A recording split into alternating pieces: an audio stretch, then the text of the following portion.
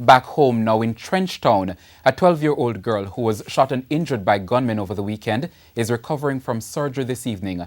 Her 17-year-old sister, however, died from gunshot wounds resulting from the same incident. As TVJ's Janella Perseus reports, it's the latest in a string of gun attacks in South St. Andrew. At this house on 10th Street, Zimbabwe, Trenchtown, through this window, a gunman shot at the two people sleeping in this bed. They were siblings. One died. The other, a 12-year-old girl, is in hospital in stable condition. Dead is Nicole Moulton, but many knew her as Snow White, a recent graduate of Meadowbrook High School. The incident happened sometime after 4 Sunday morning. There are many theories about what led to the deadly shooting, with several residents leveling blame at gunmen from neighboring Gem Road in what appears to be a never-ending gang feud.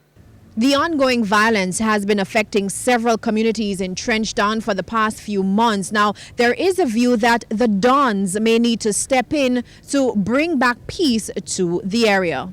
Because if you're done, you're supposed to stand still and know, so you call up some man. Not because you some local man, they're around you, have them own a gun. Some of them now want to take the talk, two them have them own a gun. If you're done, you're supposed to can talk to some man. I mean, know, so yo, a peace we are deal with and liberty. Upliftment. And that I want to see back in my community. Other residents share a different view. We don't need a done.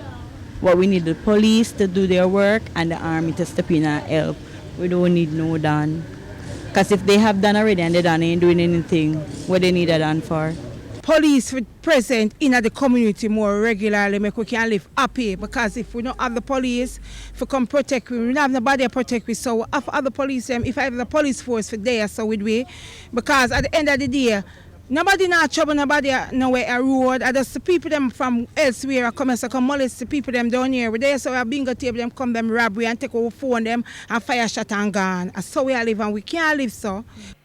As we made our way out of the community, we came across the police on patrol on Lincoln Avenue, the area where resident Rolando Brown was shot and killed by gunmen traveling in a red plate taxi on Sunday. Eyewitnesses say the man had just left a nearby bar when he was attacked.